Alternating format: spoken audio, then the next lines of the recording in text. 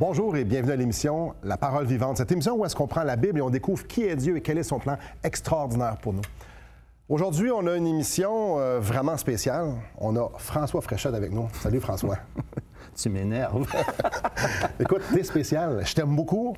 J'aime travailler avec toi, j'aime servir avec toi, j'aime assurément faire ces émissions-là. Mais ça, je peux t'assurer, mon cher Simon, que c'est très réciproque. Donc, c'est un grand privilège pour moi de t'accueillir sur nos plateaux parce que je sais que t'aimes Dieu, t'aimes sa parole et t'aimes surtout prêcher l'Évangile.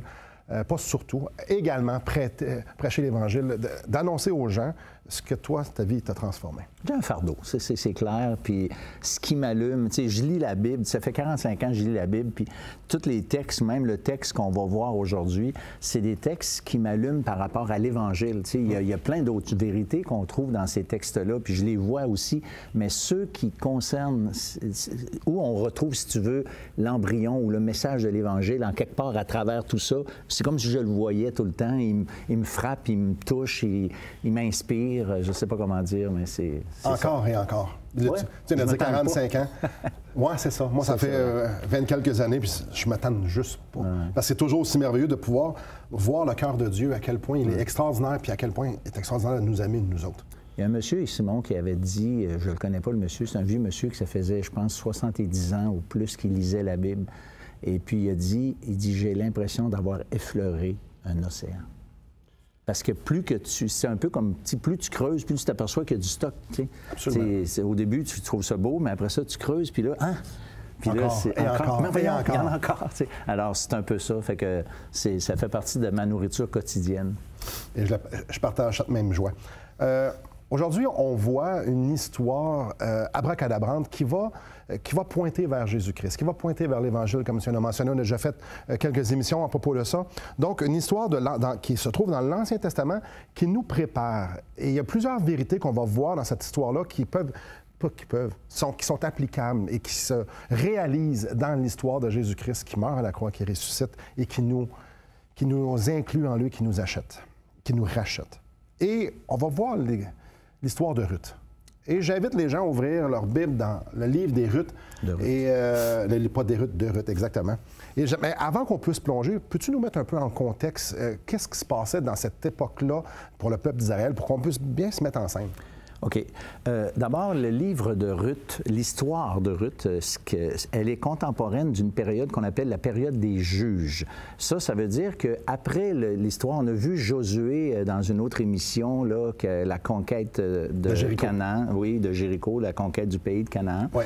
Et après ça, c'est marqué, il n'y avait pas de roi en Israël, puis on pourrait dire, il n'y avait pas de grand leader. Il n'y avait pas un Moïse, il n'y avait plus non plus un Josué.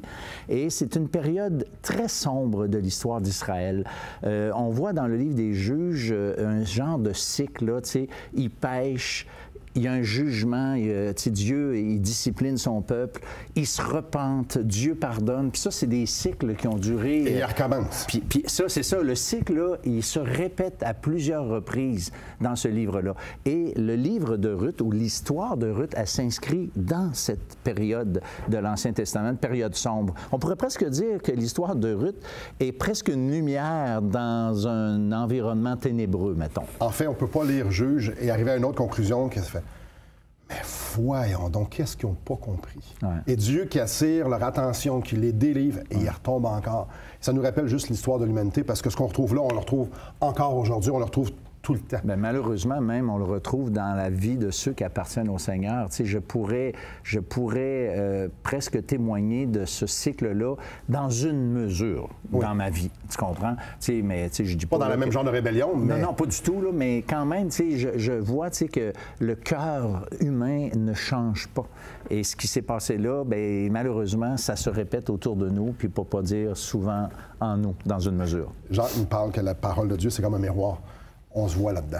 Tout à fait. Mais là, comme tu parlais, Ruth. Ouais. Ruth qui est une histoire vraiment superbe, dramatique, mais aussi une histoire d'amour qui est superbe. Une histoire d'amour et une histoire, mais malheureusement, on ne verra pas l'histoire d'amour aujourd'hui, mais si les gens veulent lire ce livre-là, il y a une belle histoire d'amour là-dedans, mais il y a aussi l'amour, un engagement de la part de Ruth qui est particulier par rapport à ça. Alors là, il faut comprendre, il y avait une dénommée Naomi qui vivaient en Israël, en fait à Bethléem pour être plus précis. Bethléem, en passant, ça veut dire littéralement maison du pain. Et là, il y avait une famine. Elle avait un mari, Élimélec, et elle restait avec son mari, puis elle avait 2 enfants, 2 fils. Et puis, à cause de la famine, elle a décidé de quitter le pays puis s'en aller dans le pays de Moab, qui n'est pas un pays où Dieu avait dit d'aller, tu comprends?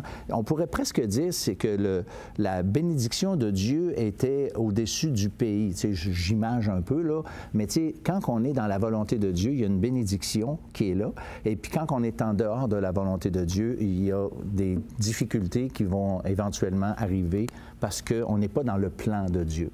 Alors, elle a quitté son pays pour aller au pays de Moab avec son mari et ses 2 fils. Et ces 2 fils étaient mariés?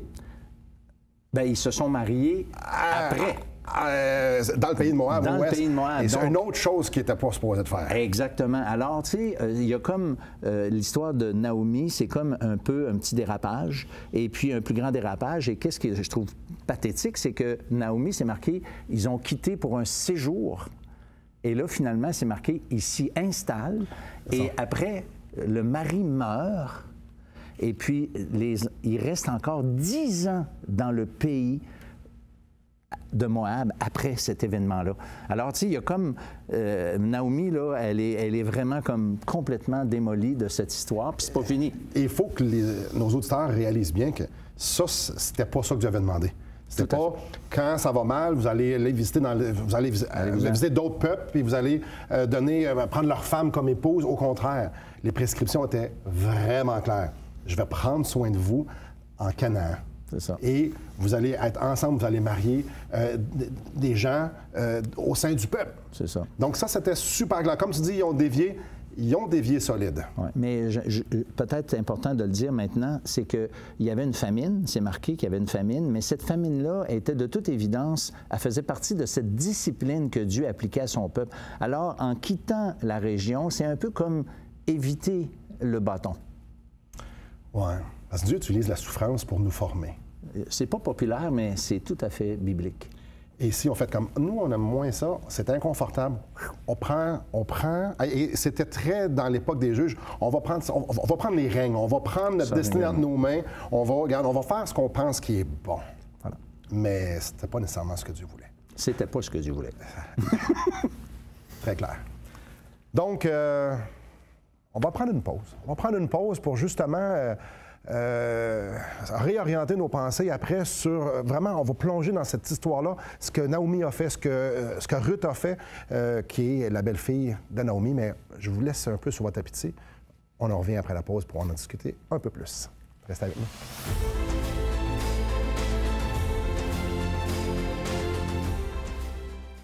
Assistez à un merveilleux déjeuner de l'espoir dans votre région. Un invité vous racontera comment Dieu a transformé sa vie et comment son cœur, souffrant, a trouvé une joie indicible en développant une relation personnelle et intime avec Dieu et son Fils Jésus-Christ.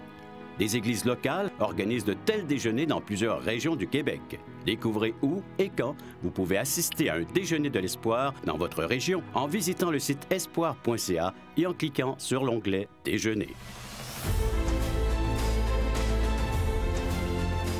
Bonjour à vous.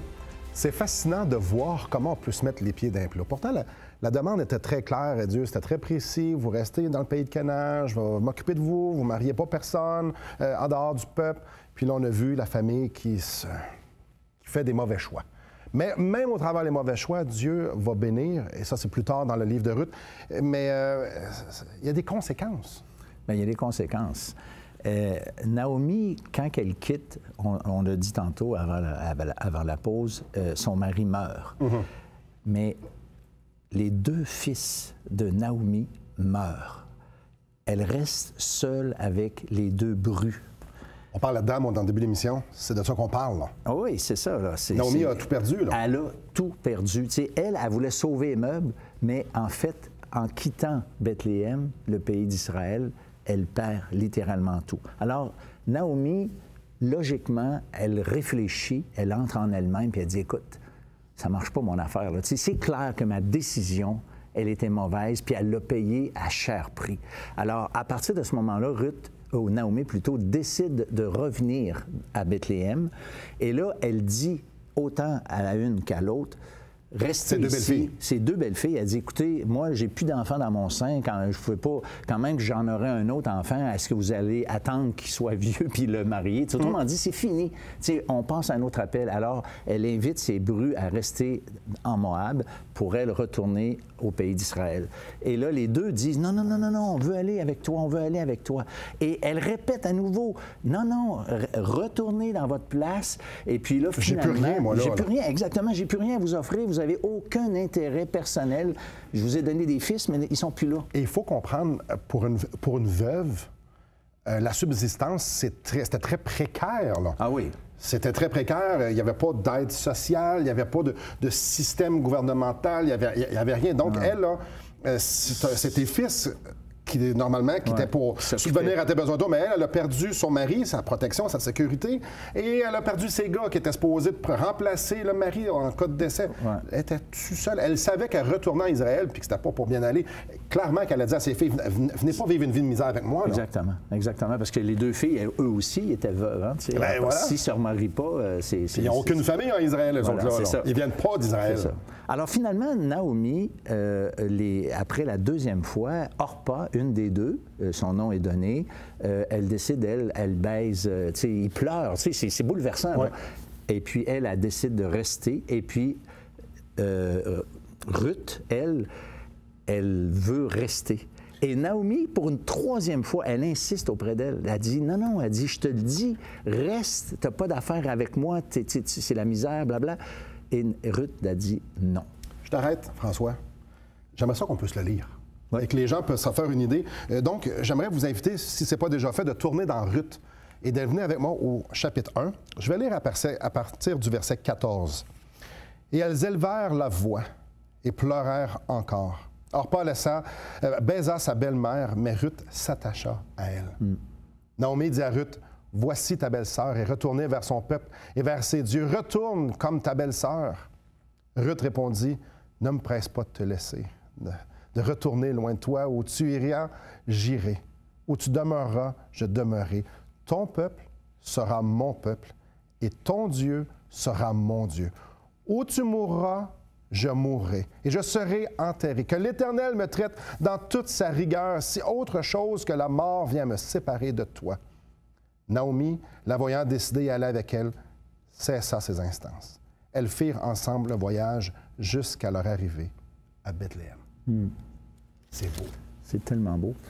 Il y a, au-delà de l'attachement de Ruth pour sa belle-mère Naomi, qui est quand même franchement renversante, il y a aussi cet attachement à Dieu. Parce que quand elle dit « Ton Dieu sera mon Dieu, ton pays sera mon pays, ton peuple sera mon peuple », c'est plus qu'une adhésion à la famille de Naomi. C'est vraiment je vais appeler ça une conversion.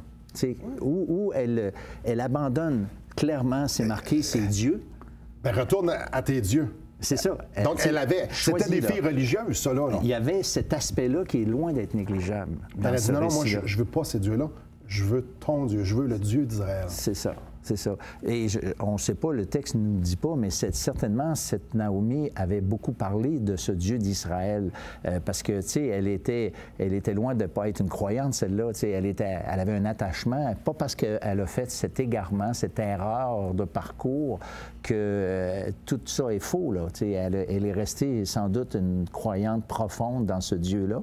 Et puis, elle reconnaît, de toute façon, un peu plus tard, on n'a pas lu le texte, mais elle reconnaît que tout ça était guidé par Dieu, même sa désobéissance, les conséquences et son éventuel retour, elle reconnaît la souveraineté de Dieu dans tout le plan de match. Alors, c'est vraiment spécial parce que moi, je trouve qu'on a l'image là vraiment de c'est quoi une conversion.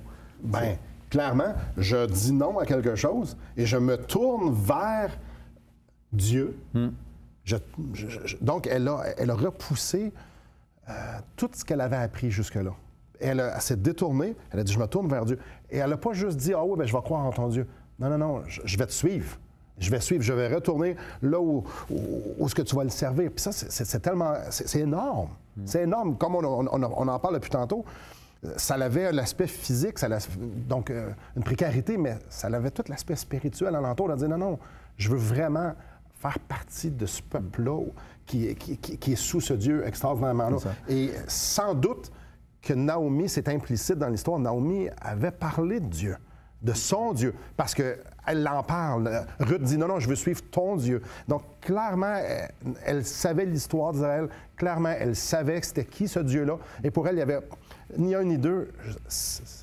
Je te veux, toi, comme belle-mère. Je veux garder tout, mais il y a surtout, je veux que ce soit ton Dieu. On prend une pause. Et juste avant d'aller à la pause, j'aimerais vous inviter à communiquer avec nous parce qu'on veut vous faire un cadeau. On veut vous donner le film de Jésus selon l'Évangile de Jean. Donc, pas celui qui a été fait il y a plusieurs, je vais en dire centaines d'années, mais il y a plusieurs dizaines d'années, mais plutôt celui qui a été fait tout récemment. Donc, un beau film qui nous trace pourquoi Jésus est venu et ce qu'il a fait de si extraordinaire. Donc, tout ce que vous avez à faire, c'est de communiquer avec nous et ça va nous faire plaisir de vous l'acheminer. Donc, restez avec nous après la pause, on continue.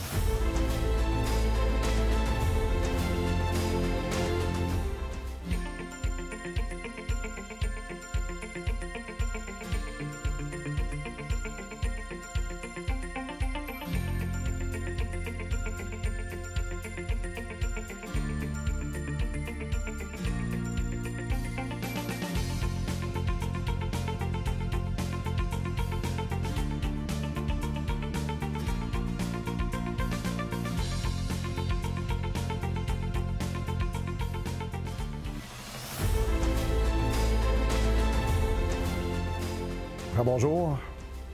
François, pour une Moabite, veuve, de partir avec Naomi, veuve, à Bethléem, c'est quoi son intérêt? C'est quoi son intérêt? Veux-tu que je te le dise? Bien, j'aimerais ça, oui. Dieu. Rien d'autre. Dieu. Cette femme-là a tout laissé parce que on ne sait pas l'âge qu'elle avait, mais je veux dire, elle ne devait pas être, elle devait pas avoir 65 ans, la madame, là, Ruth était une jeune femme. D'ailleurs, l'histoire, quand on poursuit l'histoire dans le livre de Ruth, on voit qu'elle va éventuellement se marier et avoir des enfants pour devenir même une ascendante du Messie. Mais elle a tout quitté pour suivre Naomi, mais suivre surtout le Dieu de Naomi. Tout à fait. Et c'est ça qui je trouve intéressant. Puis moi, ça me connecte avec un verset qui m'a profondément dérangé lorsque, il y a 45 ans, j'ai entendu l'Évangile. Je lis? Oui, vas-y. Donc, j'aimerais vous inviter à tourner avec moi dans Matthieu au chapitre 16, et je vais lire à partir du verset 24. Alors Jésus dit à ses disciples, « Si quelqu'un veut venir après moi, qu'il renonce à lui-même, qu'il se charge de sa croix et qu'il me suive. Car celui qui voudra sauver sa vie la perdra, mais celui qui la perdra à cause de moi la trouvera. Et que servirait-il à un homme de gagner tout le monde s'il perdait son âme? Ou que donnerait un homme en échange de son âme? » C'est radical. J'ai pas aimé ce verset-là, Simon. Bien, ça nous parle de... Écoute, tu as deux royaumes. Tu as le royaume de Dieu puis tu as le tien. Oui. Faut que tu abandonnes ton royaume, faut que tu abandonnes ta vie. Si tu veux aller après Dieu, si tu veux, tu dois oublier renoncer. Renoncer. Moi, c'est ça qui m'a le dérangé. Moi, le Dieu, là, depuis que j'étais petit garçon, j'avais une crainte de Dieu, j'avais peur d'aller en enfer, je voulais aller au ciel. En tout cas, je ne te donnerai pas mon témoignage maintenant. Et quand j'ai entendu l'Évangile, moi, j'étais tellement content. Mais quand j'ai eu ce texte-là qui s'est imposé à moi, j'ai dit, ben là, c'est comme Naomi, là, Ruth, là, qui commence, il y a un beau gars là, qui dit, écoute, non, moi, je ne serais pas de te marier, là, va pas avec Naomi, toi, là, moi, refais ta vie, puis moi, j'ai un bel avenir pour toi. Elle dit non, moi, je veux Dieu. Exact. Et quand on réfléchit, c'est un peu normal que Jésus dise ça, même si c'est dur pour nous. Au ciel, qu'est-ce qu'il va y avoir? Il va y avoir Jésus. Et qu'est-ce qu'on va faire? On va le servir, on va l'adorer. C'est ce qu'il va avoir pour l'éternité. Donc, l'appel à Jésus, c'est de dire un peu, c'est-tu moi que tu veux? Si tu veux après, bien, oublie, parce que quand on va aller au ciel, il n'y aura plus rien de sur terre. Il n'y aura plus ce divertissement-là, ce matérialisme-là, cet individualisme-là qu'on peut avoir. Il n'y aura plus rien là-dessus. Tout ce qu'il va avoir, c'est Jésus. Et Jésus dit, si tu veux venir après moi, bien, viens tout de suite. Ouais. Oublie ta vie et tourne-toi vers moi, peu importe ce que ça te coûte. Et c'est exactement ce que Ruth a fait. L'Évangile, là, Moi, quand j'annonce l'Évangile, j'essaie de simplifier ça au maximum. Là. Je dis, écoute, Dieu nous a créés pour être en relation avec lui, comme ça. Ça, c'était la volonté de Dieu. Nos premiers parents, dans le Jardin d'Éden, ont dit, non, moi, je veux boire mon lait quand ça me plaît. Alors, paf, il y a eu rupture. Et depuis ce temps-là, l'homme se questionne, l'homme est malheureux, l'homme est coupable, l'homme, il n'y a pas de sens à sa vie, puis on voit le dégât que ça donne. Écoute, ça a été prouvé, là, tu sais, il n'y a pas besoin... il y en a eu des drames humains, là. Des drames humains, là, moi je dis souvent, pas besoin d'aller en Afrique pour voir des drames humains. Il y en a à côté de chez nous, il y en a peut-être même dans ta propre famille. Et là, Dieu lui dit non, je veux être avec toi, je veux reconnecter avec toi, mais le problème, c'est qu'on a commis, j'allais dire, l'irréparable. On a péché. Pour les hommes, c'est irréparable. C'est irréparable. Mais le Christ en croix vient justement ramener ça et réconcilier le monde avec lui-même, nous dit la Bible. C'est ça que la croix du Calvaire fait.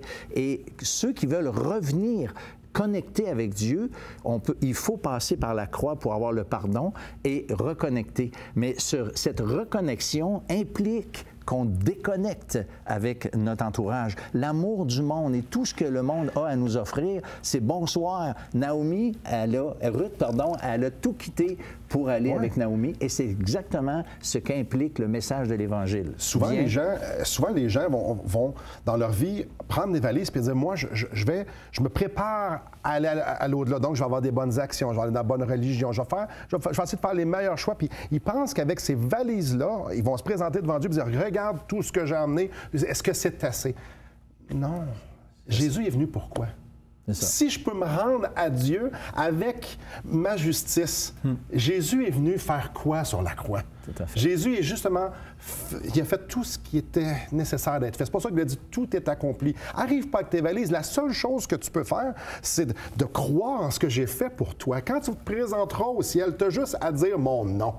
Et ça va être suffisant. Crois que j'ai fait tout ce qui était nécessaire pour te réconcilier avec Dieu. Donc, ça implique, je dois abandonner mes valises. C'est ça. Je dois abandonner les bonnes actions, l'illusion que je suis une bonne personne. Si on était des bonnes personnes, il n'y aurait pas de mensonge, il n'y aurait pas de convoitise, il n'y aurait pas de meurtre, il n'y aurait rien. Ça serait, comme tu as dit, le Jardin d'Éden. C'est ça.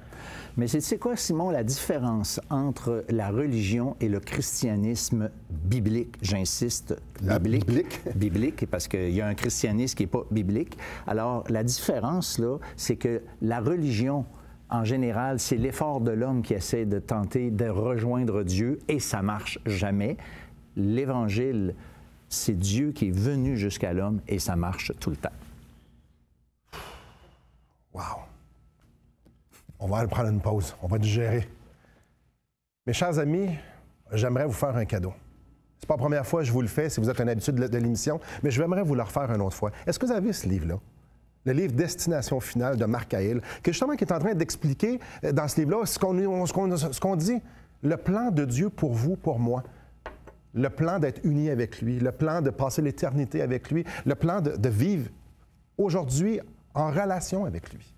Donc, dans son livre, il explique c'est quoi ce plan-là, le plan de Dieu, basé évidemment sur la parole de Dieu. Mais tout ce que vous avez à faire, tout ce que vous avez à faire, c'est de nous appeler et de le demander. Ça va nous faire plaisir de vous le donner. Là, je me dis mon mais avant de nous appeler, j'aimerais ça que vous preniez une pause, de réfléchir un instant et de réfléchir pourquoi Jésus est venu.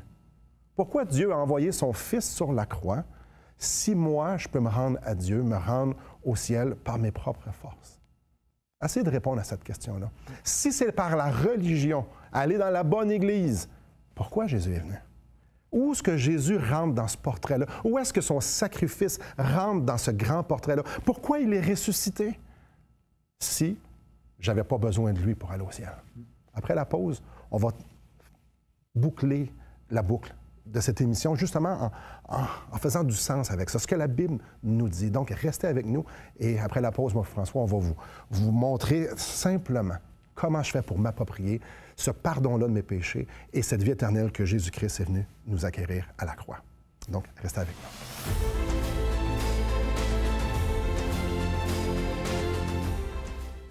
Voulez-vous combler le vide dans votre âme? Avez-vous soif d'une sérénité intérieure? La souffrance de votre cœur vous lasse-t-elle?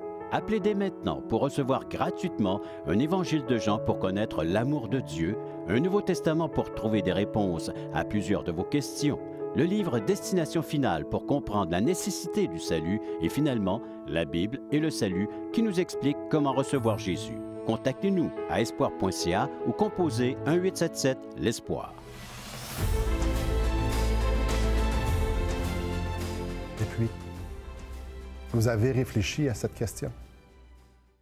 Pourquoi Jésus est venu? Peut-être qu'en dedans, là, vous vous dites, oh, ouais, vous reconnaissez, vous êtes pécheur, ça fait une demi-heure que vous nous entendez parler, vous entendez la parole de Dieu être ouverte, puis vous dites, qu'est-ce que je dois faire pour être sauvé? Tu réponds quoi à cette question-là, François? En fait, d'abord, je dirais, c'est la question la plus importante à laquelle on doit répondre. Et si nos auditeurs se posent actuellement cette question-là, je me réjouis, parce que ce qu'on entend devrait nous amener à cette question-là. Et lorsque cette question-là est clairement dans notre cœur, qu'on veut vraiment avoir la réponse, ce n'est qu'à ce moment-là qu'on peut voir la réponse. Parce que si tu n'as pas l'impression que tu as besoin de quelque chose, c'est comme une publicité, ça ne fait pas la job. Tu sais, ça ne m'intéresse pas, je viens de changer de voiture, alors la publicité des voitures ne m'intéresse plus, mon cas est réglé. Alors, l'Évangile, c'est se voir qu'on est pécheur, reconnaître qu'on est pécheur. Et comme Naomi, son retour en Israël, c'est un peu une image de ce qu'on appelle la repentance. Alors, se détourner de notre vie égoïste, de notre vie, ce qu'on était seul dans notre coin, pour se tourner vers Dieu. Et là, reconnaître par la foi que le Christ mourant sur la croix est bel et bien celui qui a payé pour nos péchés et que mettre ma confiance, ma foi dans ce qu'il a accompli sur la croix peut donner et veut que Dieu veut nous donner sa paix maintenant pour la vie qui continue et la certitude de l'au-delà, la certitude que nos péchés sont pardonnés et que j'ai la vie éternelle. Mes chers amis, si vous mourrez aujourd'hui, Oui. Où est-ce que vous allez? Non seulement où est-ce que vous allez, si vous vous présentez devant Dieu, puis il vous dit « Pourquoi je te laisserai rentrer dans ma présence pour l'éternité? » Qu'est-ce que vous allez lui dire? Il y a une seule bonne réponse. Parce que Jésus-Christ est mort pour moi. J'ai rien fait, sinon être pécheur, mais toi, tu m'aimes assez. Mettez votre confiance dans ce sacrifice-là. Merci François. Merci à vous. Que le Seigneur vous bénisse.